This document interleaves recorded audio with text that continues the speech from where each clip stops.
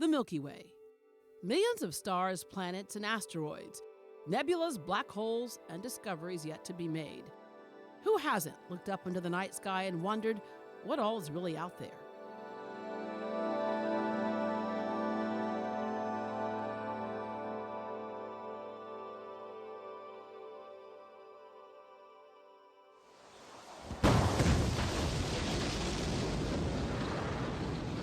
NASA, the National Aeronautics and Space Administration, turns ordinary humans into the astronauts, engineers, and creative thinkers who have been exploring the mysteries of the universe for nearly 60 years.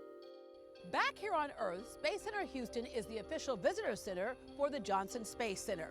Hi, I'm KHOU 11's Deborah Duncan. Inside this building is one of the few places in the entire world where the history of human space exploration comes to life. Check this out. With more than 400 space artifacts, exhibits, attractions, and theaters, there's no limit to how far you can stretch your imagination as you trace the history of humanity's adventure into space. There's so much to see and do for all ages. We have the trip over to NASA, which you can take the tram tour to go see the buildings over there and where the work's going on. We have movies here, we have hands-on activities. Nearly 1 million people from all over the world visit Space Center Houston every year, making it Houston's #1 international destination. People come here from all over the world, of all ages and all backgrounds, and they walk away definitely more inspired. Browse the Starship Gallery, explore the Apollo 17 command module, and the Skylab trainer. Touch another world. Hey guys, I'm meteorologist Brooks Garner. I'm here with Paul Spanup. He's the exhibits manager here at Space Center Houston, and he's been giving me a tour of the facility and also telling me about the evolution of the technology from vintage space helmets from the 80s to spacesuits. Paul, you're holding what looks to be a space glove, and you tell me this thing is real, it was actually used? This is a shuttle era glove. It was used for EVAs, which is a fancy way of saying spacewalkings. But a lot of material, right? There's a lot of material. There's up to 14 layers that make up the spacesuit and gloves. And it also helps protect them from micrometeorites. Wait, so you're saying that a meteor could hit this glove and you'd be okay? That's awesome. So this is kind of like a national treasure, right? It is. These are real artifacts that are part of the collection here at Space Center Houston. As well as this is. This is a helmet from, I understand, the mid-'80s. It's a little hard to hear. Can you hear me okay? I can hear you. That looks pretty cool. Now, Paul, I've always loved robotics. Tell me about this one. This looks like a real throwback from maybe, what, the 80s or 90s? This robot is from the early 90s. Was this actually in space? This one was never designed to go to space. DART stands for Dexterous Anthropomorphic Robotic Test Bed. Fast forward, right? This looks a little more contemporary.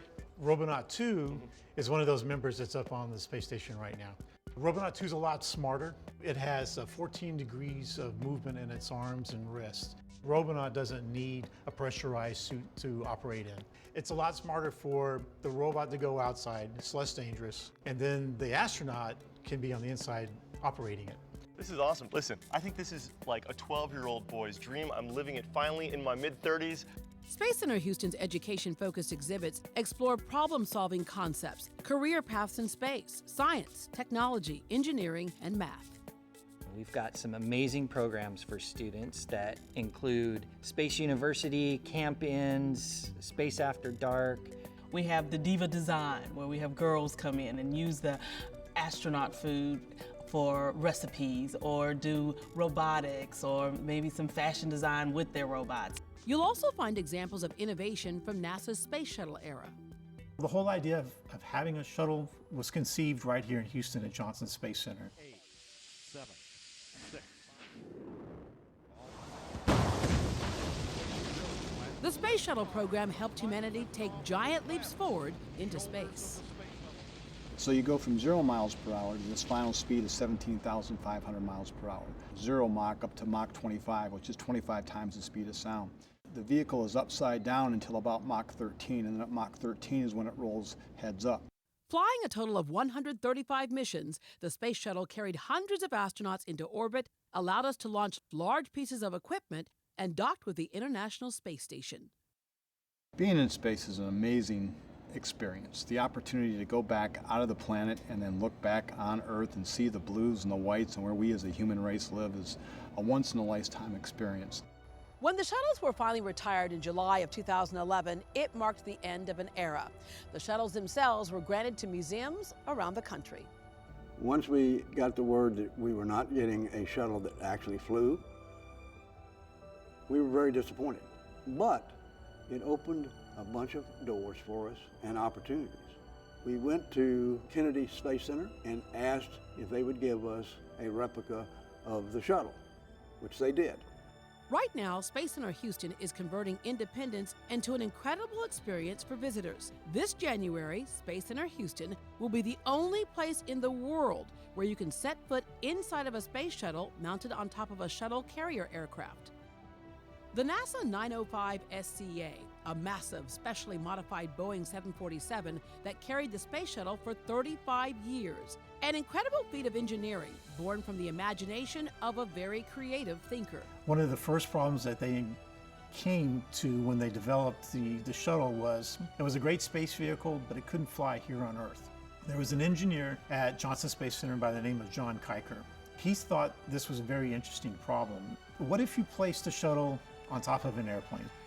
Unbelievable. We made something that was absolutely crazy and out of this world look routine, which is what NASA does. These are two sights that you won't find anywhere else in the world. And coming up, we'll give you a sneak peek inside. But first, how did something as big as a space shuttle and 747 get here? Turns out it took hard work, creativity, and of course, imagination.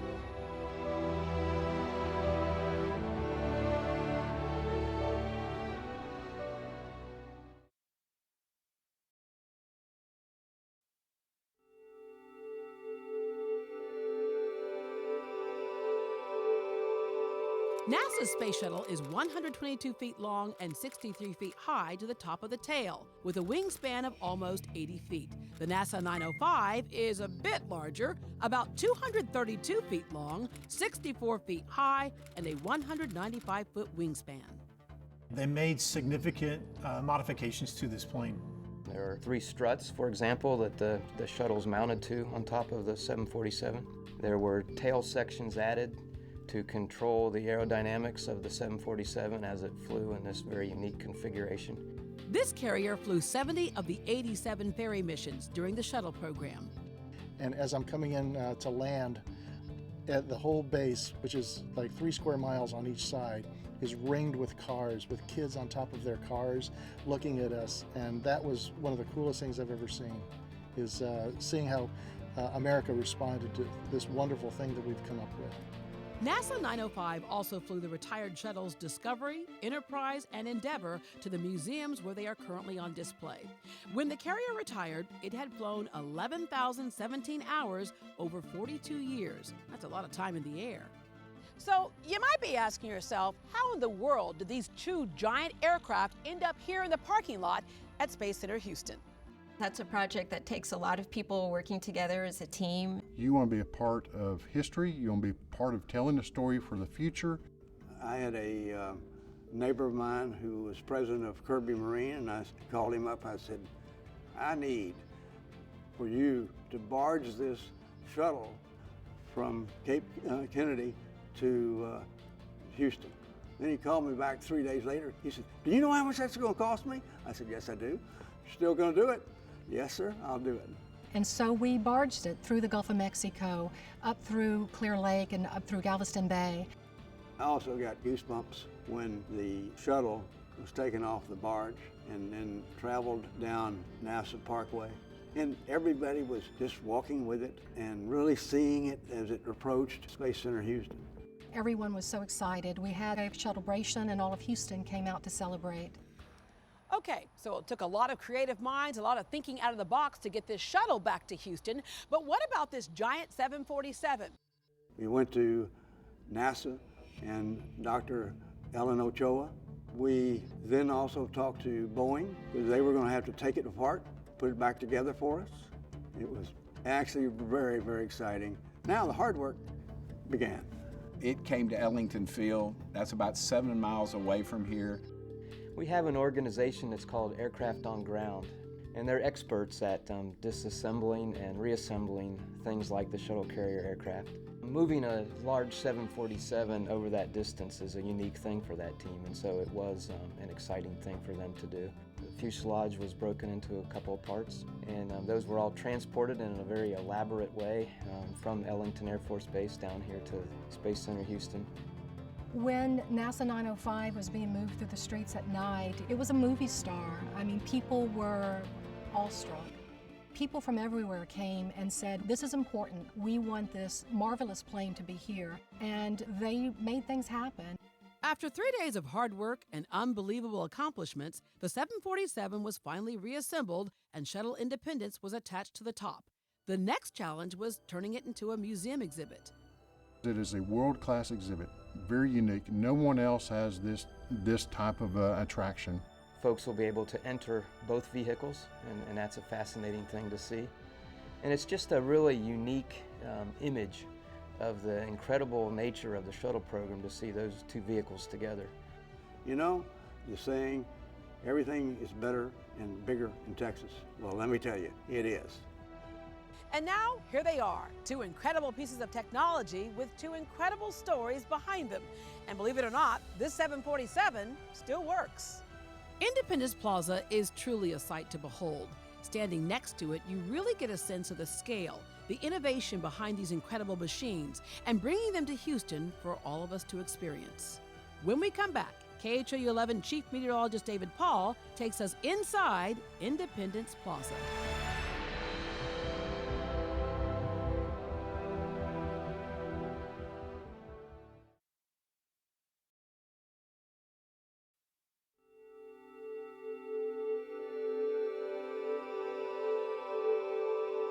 £900,000 of glass and metal, two incredible pieces of machinery, an experience you won't find anywhere else in the world. This is Independence Plaza. Fasten your seatbelts. We're about to open the hatch and give you the first look inside.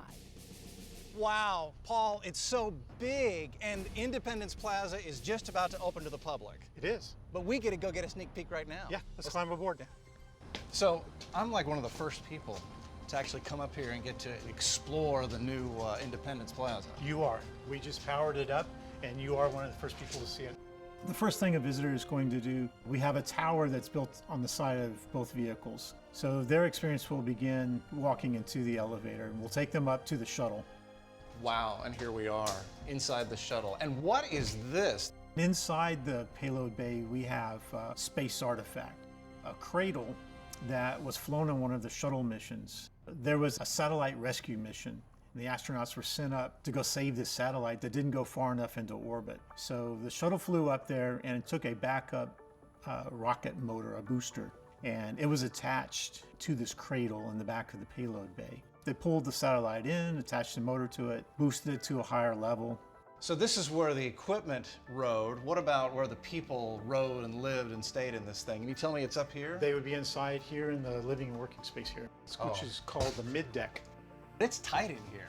It's very tight in here. So imagine 7 astronauts in this space, working, living, eating, going to the bathroom. And it's not much bigger than a camping tent. No, not at all. It's not much bigger than a small kitchen. Oh, speaking of kitchens, oh look, there's a little food here. Here, are you hungry? Creamed spinach. Ooh. So if this is my tent and this is where I'm gonna live, how am I gonna sleep in here? You're gonna sleep in a sleeping bag and you'll hang on the wall over there. Well, hey, what is this? This is the airlock. Oh, wow. Okay, can we go up top now? Now let's go up. You'll have to climb up this ladder. All right, let's do it. And this is where the real fun stuff happens. Yes, so we're climbing into the flight deck. This is where they actually flew the shuttle. Yes, commander and the pilot would sit up here. And all of this done in such a small space. Well, here we are inside the 747. This is where the displays are going to be. The exhibits inside the plane will be divided up into 7 main areas. We were lucky enough to be hired by Space Center Houston to help them with the exhibits that are going in the SCA 905. It's a great new exhibit for them and a fascinating project for us. So we'll tell that story about how the shuttle came about. We'll have interactives that show the stresses involved when you place a shuttle on top of a plane that was meant to carry passengers, not shuttles. Being able to create a game that a child's going to be able to learn both a piece of history and some science is very exciting. We talk about all the highlights of the shuttle program. We'll also pay tribute to the shuttle Columbia and Challenger. The last section that you walk through is an area where we talk about Johnson Space Center in a little bit more detail. This one interactive that we'll have will allow you to select buildings and see the science that is taking place over there and what kind of engineering and research that's going on. Another kiosk is about careers. So you'll take a little mini test and the computers ask you questions of things that, what are you interested in? So after you take the short quiz, it'll say, well, I see that you really like math. Have you ever considered being an engineer? Or it may say, I see that you have special interests in art. Did you ever consider being a graphic artist? Did you know the Johnson Space Center employs so many graphic artists? It's amazing. Paul, thank you so much for showing us around. Thanks for coming out to take a look. Having this shuttle carrier aircraft here is a great accomplishment for us. Independence Plaza is really, really important to Space Center Houston. It is the biggest project that we have done since we opened our doors in 1992. Our hope is that when you leave here, you've just got a better appreciation of the accomplishments of the shuttle program. You've seen the crown jewel of Space Center Houston, but this definitely is not all that Space Center Houston has to offer. Coming up, how the creative minds inside this building are inspiring the next generation of space explorers.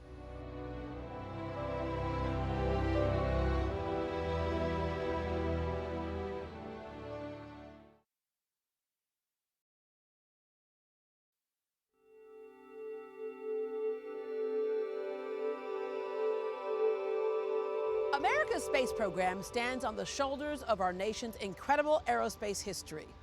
100 years ago, we as the human race were jumping off of sand dunes trying to figure out how to fly. And now here we are traveling at 17,500 miles per hour. And we accomplished that in only 100 years. And that excitement, the idea that we can go from 0 miles per hour to 17,500 miles per hour orbiting the Earth, happens because we have people that get excited about STEM. Science, technology, engineering, and math. We need a STEM-educated workforce. STEM literacy is critical for a student's future. It sets you up to be successful in whatever field you choose. When you bring your child in, then you know you are introducing kids to a different way of life. They may not have ever met an engineer. They may not have ever thought about the space shuttle, but to be able to come here and touch it and feel it and see it, that's life-changing. And the earlier we introduce that to children, the better. Our adventure into space started with curiosity, and that curiosity continues to drive the innovative thinking about our future in space. If you imagine where aviation was 100 years ago, nobody would have imagined the airline industry that exists around the world today. I think that's where space is now. We can't imagine what it will be like 100 years from now, but it'll be incredible. And right now we have an astronaut named Scott Kelly who's performing a really cool experiment by staying up there for a year. What's cool about it is that he is a twin, and then his identical twin is remaining on Earth. So after a year period, when Scott Kelly comes back to Earth, the scientists will be able to put the two of them together and then compare and contrast these two identical twins. What we're learning from that is how people can live in space long term. Hey there, I'm meteorologist Cheetah Johnson on the International Space Station at Space Center Houston. And now Paul Spana is going to show us how astronauts really survive and what they do on a daily basis. Sure. Let's go over here and I'll show you. But NASA makes sure that their astronauts get their 8 hours of sleep every night. If you want, you can go ahead and try it on. There's a hole on either side for you to put your arms through. Okay. So let's do that. And then to keep you from floating around the space station, we're gonna secure you in there with the zipper. That way, you're gonna stay put and you're not gonna fly around and bump into anybody else. Okay, what's the next step? What else do they do? Well, when they wake up in the morning, the next thing that they do is they exercise. Now this looks like it could be some work. Let's see how this works. This is an example of what some of the exercise equipment may look like on the space station. So let's see, they get up, they get their workout on, and then what's their next step? Well, this is the bathroom on the restroom on the ISS. The restroom. That's amazing. Look at that. That's the restroom. The liquid waste is recycled and it's turned back into drinking water for the astronauts. You know, I wish that I could try some of the food that astronauts really eat. Well, I happen to know where they keep the food. Oh! It's right up here. Oh, wow, look at that. Give you one of those. Oh, wow. Pretty big, too. The strawberries were pretty good. I mean, a little dry. They're flavorful, but they're a little dry. Well, I just happen to have some ISS water for you. And how many times has this been recycled, Paul? We've recycled that, or we've filtered that several times for you. There are some amazing things going on here at Space Center Houston, and none of it happens without your help. We are first and foremost a 501c3 education institution, and that is part of our core in who we are. We're very fortunate to have a very strong membership base, and through their support, we're able to apply that to our education programs and continue to excite young minds. And membership is a wonderful program at Space Center Houston. You get to come for free as often as you'd like during the year. You get free parking after your initial visit, and you get to have exclusive behind-the-scenes looks at new exhibits and at Independence Plaza as well. You can become a member or give online at spacecenter.org. Your donations contribute directly to the future of science and manned spaceflight. Independence Plaza is a living legacy. It's something we can all be so proud of. The Space Shuttle program overall was a huge milestone. This is a huge part of the story of human spaceflight, and we want to be able to tell that story here at Space Center Houston. The space program is marvelous, and it is, you look at it and you know that the young kids today are going to be the astronauts of the future. They're going to be the ones that are going to go to Mars in 20 years from now or 30 years from now. So we hope that we're planting the seed to get excited about the STEM discipline that's going to move them forward to be able to achieve anything they want to achieve. From the very first rocket launch to the outer reaches of our solar system, NASA has propelled humanity forward through courage, innovation, and imagination. And Space Center Houston is the only place in the world where you can see that historic innovation come to life. On behalf of everyone at KHOU 11 and Space Center Houston, thanks for watching, and see you in the future.